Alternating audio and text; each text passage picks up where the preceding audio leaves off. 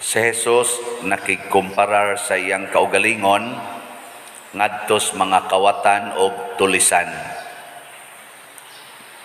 Ang iyang kaugalingon gigamit niya nga example nga siya maoy pultahan sa turil, pasabot agianan padulong sa kaluwasan. Kay kun ang mga karnero naara gyud sa turil, dili pasibsibon, mga matay man na sila.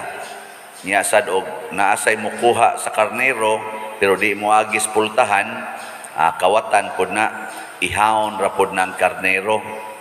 Muna ang kawatan kuno muanha aron sa pagpangawat, pagpatay o paglaglag. Mao ni siya'y quality sa kawatan. Mukawat, pasabot, mupahimulos o unsay kwartang naa diha o niya mupatay. Kanang kawatan basta naay mubabag ana, patyon man jud ka. Niya mulaglag, muguba. Sa imong kinabuhi kinsa may imong pinangga, si Jesus o ang kawatan? Tubag.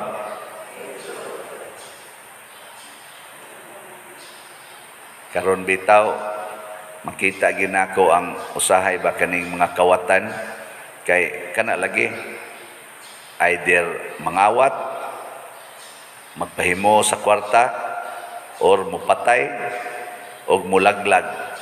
Example, tanawa kuno unsay nahitabo sa hinatag sa Ginoo kanang buhok. Buhok lang ba? Unsa man gialimahan o gipatay na? Inyong mga buhok ba? Gipatay no? Di na, wa naman, di naman na natural. Nya ikaduha, gipangwartahan mo, mahal kay nagbayad. Ana, nya gilaglag mo nang magkahi lang ng inyong mga buhok, di na gyud tarong ba? Kaya nga naman, chemicals naman. Karon sad sa atong mga pagkaon, daghan kaayong naghatag natog pagkaon nga kana bang makapatay nya mura tag ikawatas atubangan kay bayad tag maayo. Unya human malaglag ta. Mao nang daghan na kaayong cancer, daghan na kaayo mga kidney failures tungod sa mga chemicals nga gipamutang des pagkaon. Nya unsa may tumong nganong gibutang og chemicals ang mga pagkaon, ang mga pagpatubo ani mga kuan, kwarta. Mao man ay kinaiyas kawatan, kwarta gyud, kwarta. Kamo, unsa may inyong gimahal? Si Jesus o ang kwarta? Dili mo makig-away sa inyong silingan tungod sa kwarta? Mayo. Tungod anang yuta? Tungod anang mga sweldo, di mo magyaw-yaw. Sugod na. Tungod anang mga utang, way nagkinihaay ana. Kwarta. Mao na ingos Jesus, ako mao ang maayong magbalantay. Ang di mo agi nako kawatan. Nya karon ra ba ang pamaagis kalibutan?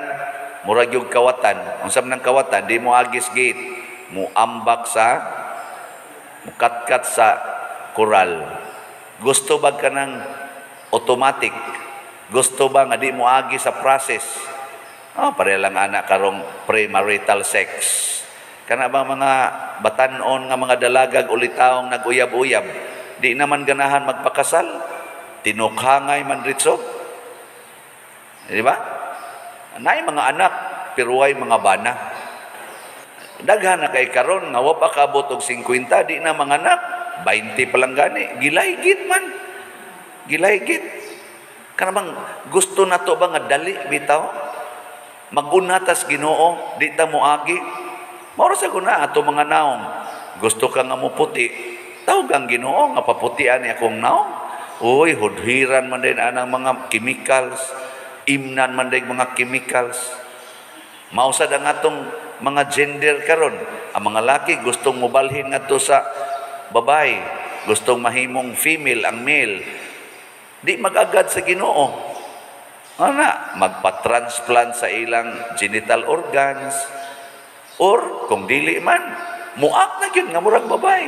Padagkuon ang ilang dughan, pinaagig chemicals, mga laktod ba, nya gastog dagko kayo. Kwarta gihapon ang palihokon. Ambot kaming mga pare, makalaktod ba kami kulikta nga di mong misa. Usahay, maka-igo sa may usahay. Pero kasagaran na misa gid sa amin, misa sa una kulikta. Ang ato nga muagi tas Ginoo. Ako bitaw sige man kong ingon nga ato ning paspasag palit atong slot ha, kay aron kana ganing makatuko dayon ta diri sa atong kumbinto. Mao ni akong ingon. Pero ako nakita nga naagid siya kaugalingon niyang face bank. Dili kay siya paspas. Mao na siya ang gustos Ginoo. Kada bang mag-agad ta siyang kabubuton. Nasay uban moingon dayon nga gusto jud kong manganak, Father. Gusto jud kong makaanak. Nya wa man kay uyab. Nya siya pa anak lang ko. Moingon sa pare, kana ra di ay. O nang kami usahay, mahimo sad ming amahan nga dili bana. Father me nga dili na spiritual. Kay mailad sad mi anang manglaktod sad ba nya iapil-apil mi. Ganahan biasa mi mo apil panagsa.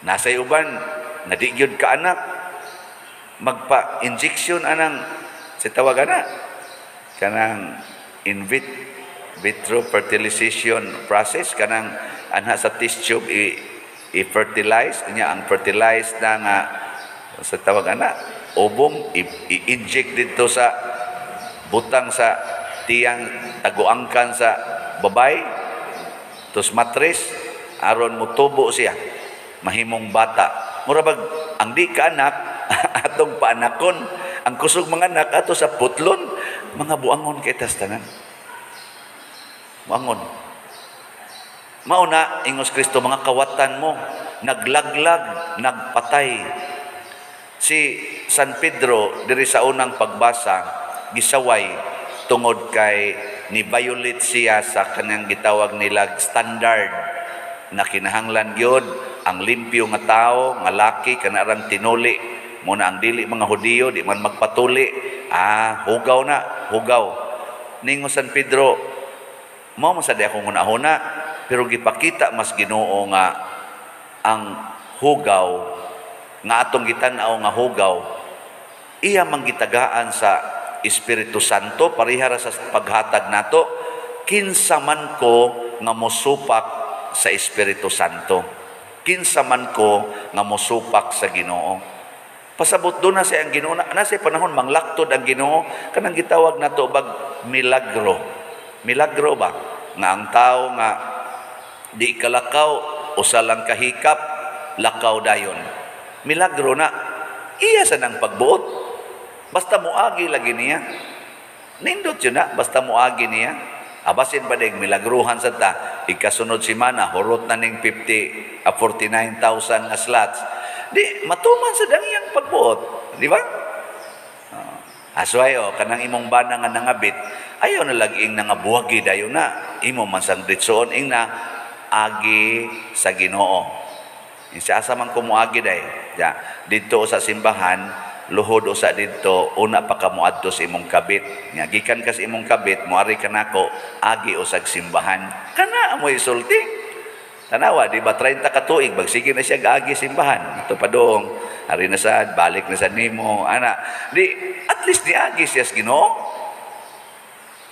saman sakto ni ayaw sag buwagi pangutana sa Ginoo sa ni Lord buwagan ako kay kita ko divorce dayon separation dayon murabag kitay gabuot ba ana ayaw agi sa simbahan Lord sa ni buwagan siya uli sa inyo balik lang niya ugma simba na sad ka sa ni Lord buwagan animal kanistanan ayaw sa balik lang sa dire ug mahimo palit usag slot ana palit kag slot lamdagi ko Lord sige lang tanawa di ba moabot na nag 40 ka tuig mao ra gyapon na imong pangutana nya na enjoy ra kasi imong kinabuhi Nya mga matay man kitang tanan. Mamatay din tong imong bana. Wa na kay problema. Patay naman. Di ba? Imo ding ilubong, iagi sa simbahan, pero bayad sa dog stipends pare. Ana sa kay ihatag ba, pero man sa kapugsa nga dako gyud. Di man ni kinawatay ang ato, love offering man o di mahatod na nimo sementeryo imong bana. Moingon din ka dito, salamat Lord, imo na gyud siyang gipapahuway. Sa ikaw di ay, di ka kapahuway anang sige niyang balik siyang kabit. Dugay naman kung nakadawat anak Lord, relax naman ko. Awa na di ay, nanaday kay healing. Mo to nga, kandidato dayon kas langit, nabilong na ka sa turil sa Ginoo. Ug mao nay atong gitubag sa atong salmo nga nag-ingon ta, unsa to? Turagong basahon. Giuhaw ang akong kalag sa buhi nga Dios. Ayaw itugot nga ang imong kalag magsigilan ma-dehydrate. Ang pangandoy sa atong kalag ang buhi nga Dios. Muna usahay masakitan ta, una pa ta makakita, makainom og Ginoo. Usahay mainsultuhan ta, mabugatan ta, apan usaray tumong nga ang atong kalag matagbaw sa presensya sa Ginoo. Muagi kita siyang pamaagi, dili sa atong pamaagi, hangtod na lang noon nga hinganlan tas Ginoo og kawatan og tulisan. Gilingian ay mong tupad. Ingna kawatan ka. Ingna kawatan ka. Ana. Imo nang gikalit og usab ang color sa imong buhok. Imo nang gikalit og usab ang imong kilay. Kawatan ka. No?